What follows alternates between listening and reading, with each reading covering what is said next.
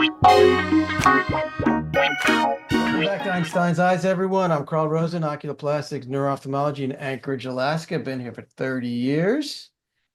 Our channel is growing. We're excited to have you back. And today we have a very special, interesting guest, Erica Dye from gener8tor's. Topic will be venture capital and healthcare. We're going to bring clarity to this ever-evolving world of healthcare.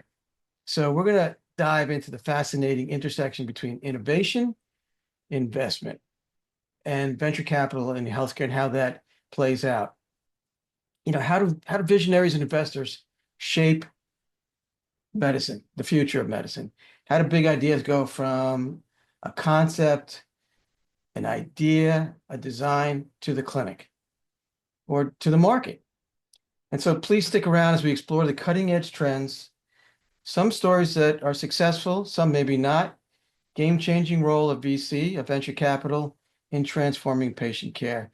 Whether you're an investor, a healthcare professional, or you're just curious about breakthroughs that happen, this is going to be an interesting discussion for you. So please welcome Erica Dye. Erica is the program manager for gener8tor's. And before I let you go, Erica, I'm going to just give a slight background. gener8tor's is an American startup accelerator. It operates in several cities in the United States, including Madison, Wisconsin, Milwaukee, and Minneapolis. It got started in June of 2012. It's invested in 180 companies, and it has gone on to raise more than $1 billion in total follow-on financing. Am I wrong? Nope, that's all correct. Okay, beautiful. So, Erica, tell us about yourself, how things got kicked off, and you know, the world of VC and healthcare. Yeah, Carl, thanks for the introduction. As you mentioned, gener8tor, it's a national company, nationwide. It's actually global. There's 75 programs now.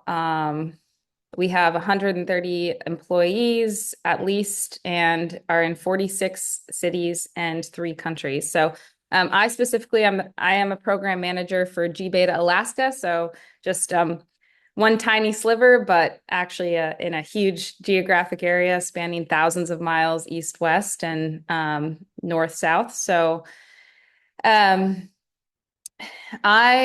actually began at gener8tor in January. So I've been here for a little over, or about 10 months now, just about.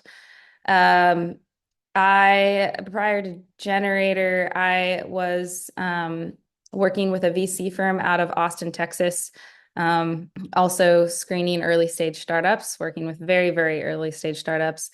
And but I am a lifelong Alaskan.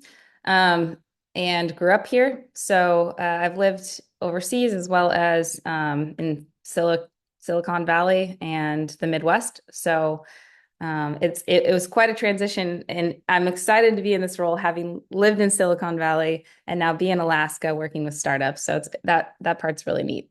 That's great. That's great. Wow. So just help our audience understand how VCs contribute to driving innovation within the healthcare industry, and what unique value does VC bring to healthcare? In particular, maybe you can touch on how it's affected the Alaskan ecosystem. Yeah, definitely. A few things specific to healthcare.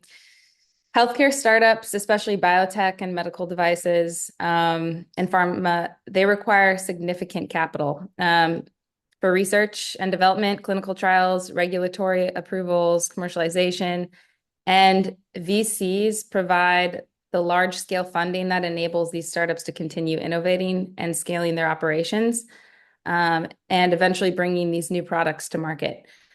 Now, these many healthcare innovations, especially biotech and pharma, these are long development cycles and with stringent regulatory requirements, and VCs have a high risk tolerance that other capital forms of funding just do not have. I mean, that is why it's venture capital, high risk, high return. So these guys and gals are betting on long-term breakthroughs that lead to transformative solutions, which could ultimately change the industry and change lives. So that kind of combination of the high capital requirements and the risk that healthcare, especially companies have, and that is something that a venture capital brings that traditional forms of financing is just not going to have that risk tolerance. As far as the benefits for that these healthcare companies have, at the early stage, it's just all the basics. You've said so yourself, in your own words, having started a company, that the language of medicine is something you know very well, but then the business world and the language of venture capital and fundraising is a completely different tool set. And so early on, really just any type of venture capital firm is going to help with that really well. Now, I would say past seed stage, it's very important for a healthcare company to really partner with a VC firm that is specialized in healthcare. I think I read on a PitchBook report recently that those who get funding from a industry vertical type venture capital firm that is aligned with them have 2.1 times rate of success or something like that. So what those specific VC firms are going to have is, especially to prevent your company from failing, is they're often loaded with industry experts, special expertise in that industry. For example, navigating the complexity of clinical trials, the nuances of healthcare reimbursement models. And then when it comes to exiting, which is the ultimate goal, it's kind of like being the alumni of a college, or granted what you're working on works, but it opens the doors to opportunities in the industry to get acquired as well. So, but they've stepped through these complexities that all healthcare startups in that vertical has had to go through. So that support beyond just the financial assets is also a huge benefit of venture capital. Capital, or accepting money from any source, whether it's an angel fund. Venture capital is a little bit more advanced down the road in the life cycle. It's a double-edged sword, and you have to really know, and if I'm getting this right from you, is that you really have to know the organization. Are they prepared to assist you? Do they understand your mission? Do they understand what you're bringing to the table, your goals, and are the goals aligned? The good points about VCs are they have capital injection. They can offer you money to get you off the ground that you don't have yourself. Now, you give up equity for that, and there's, the potential downside is dilution. But they offer strategic guidance. Again, are they, is that VC firm particularly aligned in your industry? And, I could talk about Call Doctor that I built and exited from. We were funded, and, we learned a lot about alignment, and we learned a lot about really understanding what you're getting into. So the double-edged sword aspect of VC funding is really, really important. And if I could underscore that for folks who are considering funding, I would really emphasize that. And as you mentioned, the networking connections are critical. The scaling is critical. The regulatory support is critical. The credibility and validation is really, really important. But again, are you aligned in your goals? Mm-hmm. So all those things are super important, super valid. Can you share any success stories about healthcare companies in Alaska, or just any companies in general that you've been involved with? Yeah, I mean, and I want to double tap on something you said with the alignment thing is, and another thing about agnostic venture capital firms is, and just venture capital in general is there is that time pressure. They're expecting an exit in I mean, depending on the vertical, let's say roughly 5 years For health tech, depending on what type of healthcare company you are, that's going to look like 10 years plus. So finding a venture capital partner that actually understands that, that's when, you'd really run into those problems. If that understanding isn't aligned, that's when you're going to be put on the hot seat. Why haven't you exited? You're not growing fast enough and things like that. So that's really where I think the alignment comes in regarding healthcare. Right. Yeah, so Alaska, G beta generators only existed in the Alaska market. We came 2021, 2022, and now running a program 2024. So we've gone through, by the end of this year, 30 companies. We select 10 companies here. Wow. Yeah. That's great. So the majority of even just watching the news of healthcare startups, it's hard to find a healthcare startup that hasn't gone to venture capital for funding just because of those things we outlined earlier. If you're, certain types of companies can maybe bootstrap and scale on their own. But especially those R&D heavy, there needs to be this upfront capital. And it's a risky endeavor. As we know, most fail, or things only get through the first round of clinical trials. So, or don't make it actually to that point. A generator, though, a few companies that have come, healthcare companies that Generator has worked with, which, by the way, Generator, I mentioned that we have 70 plus programs. Some of those programs include Prosper Health Tech in Birmingham, Alabama. So Generator programs, just as a background, are often either industry specific and geographic agnostic, or industry agnostic and geographic specific, like the Alaska program. We work with any type of startup in any industry, but within Alaska. But across Generator as a whole, we have a med tech conference that happens every year where 450 registrants apply. And that's just really a time for stakeholders in healthcare, medical devices, biotech come together for 2 days of learning, networking, and deal making. And then we have our accelerators like Frontier BioHealth, which is a global, open globally, but to healthcare companies only. So, but anyway, all that to say is a couple. ENSO Data was founded by two UW University of Wisconsin-Madison seniors, and Generator supported them through the process of turning a class project into a thriving company that leverages AI and machine learning to process patient data and help clinicians better diagnose sleep apnea and other disorders. They went on to raise over 30 million. They exited in July 2024. You have these two seniors wanting to do something without mentorship. Those things become really challenging. And then just getting in front of an investor to raise $30 million to then exit only a few years later is something that it would be very challenging without venture capital. Recently, a Generator Prosper Health Tech company called Cerebro Neurotech, which is a pioneering software as a medical device company. They specialize in early detection and treatment of neurocognitive diseases and use AI and machine learning and spatial computing technologies. They recently announced a partnership with the Lakeshore Foundation, which is partnered with Nike and Apple for research to others of, like you said, validity earlier. So that's just an example of what we touched on earlier of, $30 million funding, a research partner, all these, whether it's financial or a partnership, an opportunity, a signal to others of validity, that's where venture capital comes in. Right.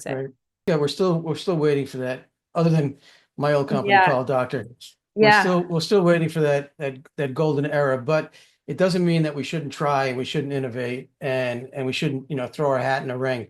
But having said that, so what is Gener8 and just VC companies in general? What is their strategic vision?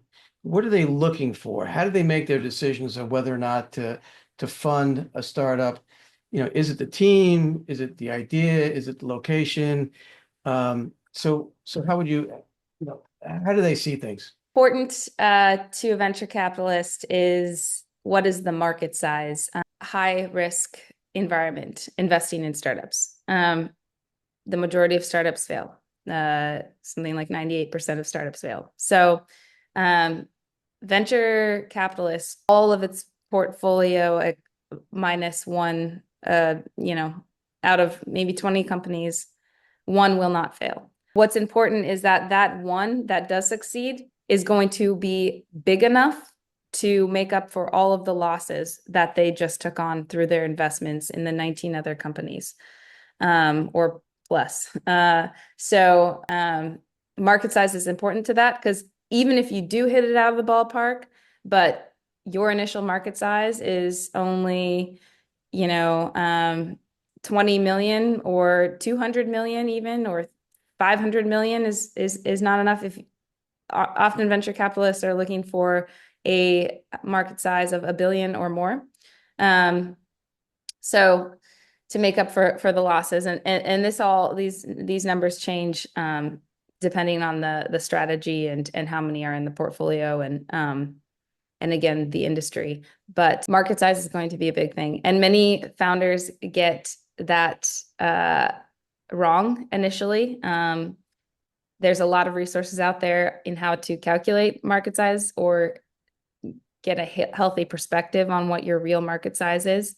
Also having a focus, a go-to market strategy at the beginning that makes sense. Founders get really distracted and in the weeds about this can address this market and this population and this population and this population and this population. Well, which population can you get to first and grow from there? So the team as well, obviously domain experience is important, is in addition to domain experience, even startup experience. But if there's not that, that's not necessarily a deal breaker, but to have a founder that is married, and this is kind of, healthcare is a huge, we can be talking about pharma, and we could be talking about biotech, or we can be talking about some medical wearable device. So, or some software company. So it's going to look pretty different for each of those. Those are huge gaps. But is this a founder that can pivot, being married to the problem, solving the problem, and not just married to the product that they've created? There's plenty of founder stories out there where a company has pivoted in a huge way, and it was necessary because what they were doing was sinking. So a founder with that sort of awareness, very important, in addition to domain expertise. Pivoting is super important, right? You don't want to be focused so intently that you're stuck to one idea, and the VC mentors or coaches will help you hopefully understand that you may need a pivot, and that your TAM, or your total available market, may not be what you think it is. Most founders tend to exaggerate that. They bring realistic numbers into play. And one thing I also want to add is, just in addition to those things, is market environment. There are things. There will be a market analysis on the broader market at the time as well that plays a role. And in addition, especially when seeking funding, is traction. But again, that really depends on if you're a pharma or a biotech. There's not traction is going to be measured very differently than if you are some digit health type or software. So, but traction to at least validate your concept is important. Right. I mean, for us, it was users numbers. It was, hospital numbers. It was how it was networked. And those metrics are easily identifiable, and you can track those. So what does gener8tor for its mentorship and its capital injection? Does it get equity? Does it get, what does it look for, and what does it expect? So we have a few different programs. The one in Alaska is called G Beta. The gener8tor originally was founded as an investment accelerator. So invested 100K into startups for a percentage of equity. Now, those are 12-week programs, and those still occur. Those are generator accelerators.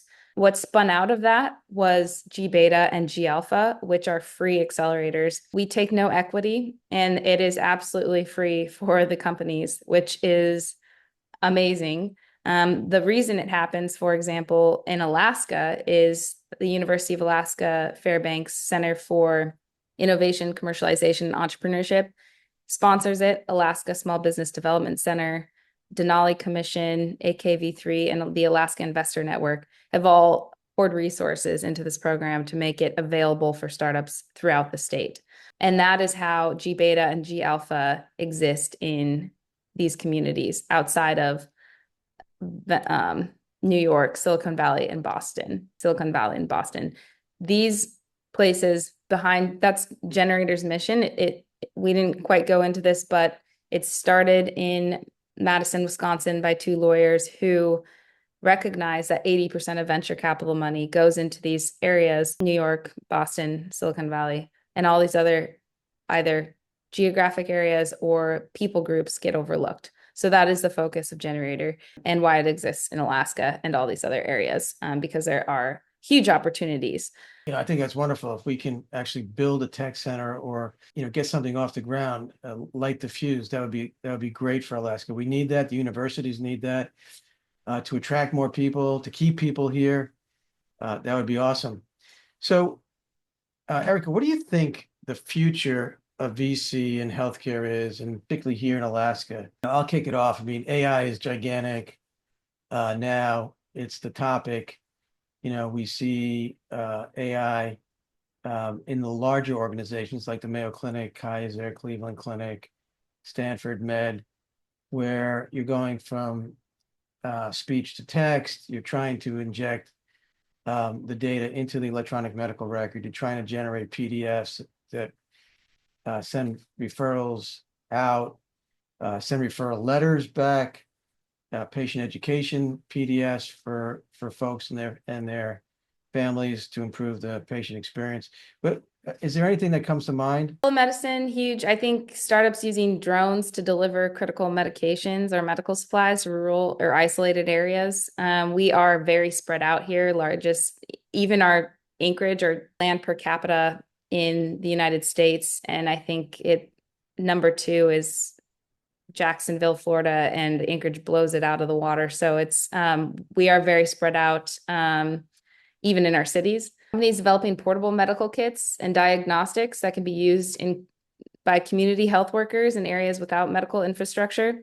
I have a background in business development with a medevac company, which is an incredibly competitive industry up here because many of our communities are not accessible by roads, and staffing out there is a challenge. So we have limited any sort of startup that solves the gap between also providing staff. And so telemedicine, like you said, is huge. Or even, and actually one of our companies in our current cohort called True Self is a mobile platform aimed to help with substance use disorder recovery for people living in remote areas who don't have that in-person support, but can get that through community, through this mobile app, and personalized help. There's also organizations in Alaska like Health Tie, Jacqueline Summers, who's a mentor for G Beta, but she brings in outside startups into Alaska because the challenges here are augmented. So if many of these startups, even in other areas, are solving a problem, if they're going to succeed in Alaska, they'll probably succeed anywhere. Right. So I do think I think some people might scoff at, innovation coming out of Alaska, but we have some of the biggest challenges, which presents the biggest opportunity. Right. I mean, our infrastructure is not robust. We don't have lots of roadways, particularly to the villages that are small, that don't have, they don't even have indoor plumbing in many places. Telemedicine, though, I think there's still opportunity in telemedicine. We tried it in my clinic at Ophthalmic Associates. And what we found is that older patients, because ophthalmology tends to deal with older folks, with macular degeneration, glaucoma, or diabetic retinopathy. And those chronic diseases would be served well by telemedicine if it was so easy. The Apple model where you just push a button is still waiting to be implemented on an operational level. So I would offer to any startup in Alaska to think about that. I'd love to be on their board and help them out. But so any closing thoughts, Erica? Anything you wanna tell our audience about gener8tor, VC, capital injection, healthcare in general? I would just say it's an intimidating road, I think, in healthcare, especially to take on the risk of starting a venture. But that's where either accelerators are a good first step, because it does take a huge mentorship for success, and that is what separates these rural areas from those tech hubs and venture capital hubs. Get the support that you need, especially, and that encouragement, and that right there will flesh out the next steps and validate this concept and whether it does make sense. Market size, like I said at the beginning, is a huge first step to even realizing whether you are a venture backable type company as well, and whether venture capital is relevant. A pill that's going to save 6 patients from dying versus something that will save millions or help millions have just a better life is more venture backable. So all common sense, but also that passing of knowledge, someone to jump those ropes. It's not a journey that you can take on your own. So yeah, that's just my encouragement and advice. Thank you so much, Erica. That was brilliant. So just in summary, gener8tor, Erica Dye, program manager, great organization, for free, backed by our university system and other institutions. In a nutshell, VCs can be invaluable partners for healthcare startups, providing the necessary resources, capital injection, expertise to help you navigate a complex industry, particularly in Alaska. However, it's critical for founders to carefully consider not only the upsides, which is the capital injection, networking, credibility, and validation, but also the downsides: misalignment of goals, mission, dilution, the stress and expectation of exiting. What you need is open communication, clear agreements, read the contracts, due diligence on both sides are essential to forming a great partnership that supports your success without compromising your core mission. Thank you so much for being here, everyone. Please share this, like and subscribe, and we're going to have Erica back, and we're going to talk about some great stories to come. So, peace. Thank you, Carl. Thanks, Erica.